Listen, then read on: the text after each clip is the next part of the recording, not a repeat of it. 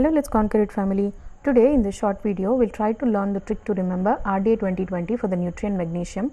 Magnesium may not be one among the most important nutrients which are there in RDA 2020 table, but still if you are someone who is preparing for JRF, it is wise to not leave out any nutrient which is there in the table, which makes magnesium also important to study and memorize. Another point about magnesium is that the values which are there for different physiological categories and for different age groups, there is no much relationship that we could establish between these numbers, which makes it a little bit difficult to make tricks for this magnesium. I have tried my level best to give you a trick that you could use to remember this, but still try to listen to this audio 4, 5, 6 times also till the time this trick sits in your mind. Second point is that as usual, before getting into the trick part of any video, we try to learn the unit in which this particular nutrient is measured. In terms of magnesium, it is measured in terms of milligrams per day. Now let us start with the trick. I have tried my level best, but still please listen to it 5 or 6 times so that this trick sits in your mind. First is for men. The magnesium requirement for men, if we see, it is 440 mg per day. And one good thing is that this magnesium requirement is same for a pregnant woman also, meaning the magnesium requirement for a pregnant woman and for a man, it is the same, which is 440 mg per day. Now to get the magnesium requirement of lactating women, we are just going to minus 40 from this 440. 440 minus 40 gives us 400, and this 400 is the magnesium requirement of a lactating woman. Now from this 400, if I minus 30, it gives me 370. This 370 is the magnesium requirement of a non-pregnant, non-lactating women. Now we have 4 values in hand. Two out of the 2 values are 440 only, which is the magnesium requirement of pregnant women and man. Second one is 400, which is the magnesium requirement of lactating women. Third one is 370, which is the magnesium requirement of a non-pregnant, non-lactating women. Now the last step that we did was minus 30, correct?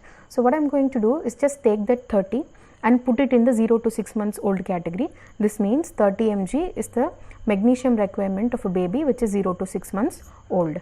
Now we have already done the minus 40, correct? Now what we are going to do is we are going to add plus 40. So 30 plus 40 gives me 70, and the 70 is the magnesium requirement of a baby who is 6 to 12 months old. Now again in RDA table this value is actually 75, but here and there one or two minus plus, it's not going to matter much.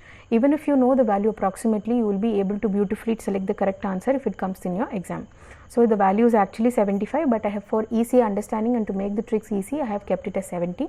Now what we are going to do is we are going to convert this 70 into a 90.